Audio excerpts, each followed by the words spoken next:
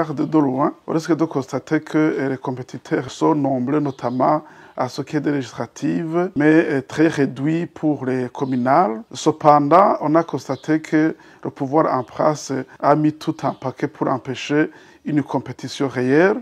En effet, la coalition Burundi bwa Bose qui se dressait pour entrer en compétition a été malmenée. A été malmenée parce que au niveau des législatives, on a amputé une partie importante de ces candidats pour les législatives, mais aussi pour les communales, aura empêché de se faire élire dans toutes les communes. Dans ces conditions-là, on trouve que la quasi-totalité des compétiteurs qui restent sont presque les partis qui sont de la mouvance au parti au pouvoir, donc ils n'ont pas entré en compétition réelle, mais qui vont accompagner le parti au pouvoir.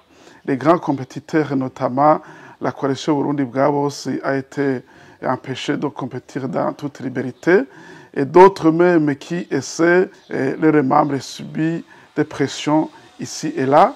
Cependant, nous restons toujours sereins et nous allons continuer à entrer dans cette compétition électorale, notamment pour législative.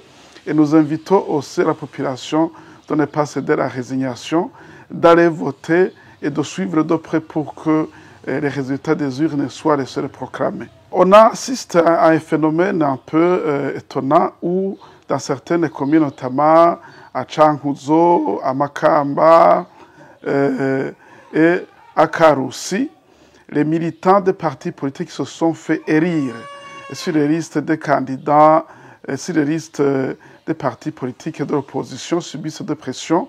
C'est le cas pour nous à Karusi, j'ai entendu ça pour les prônants à Cankuzo. Et pour cet effet, nous avons saisi hier le ministre de l'Intérieur à travers la réunion qu'il a organisée pour que de tels actes d'intimidation à l'endroit de nos militants cessent pour que nos listes et nos candidats soient protégés.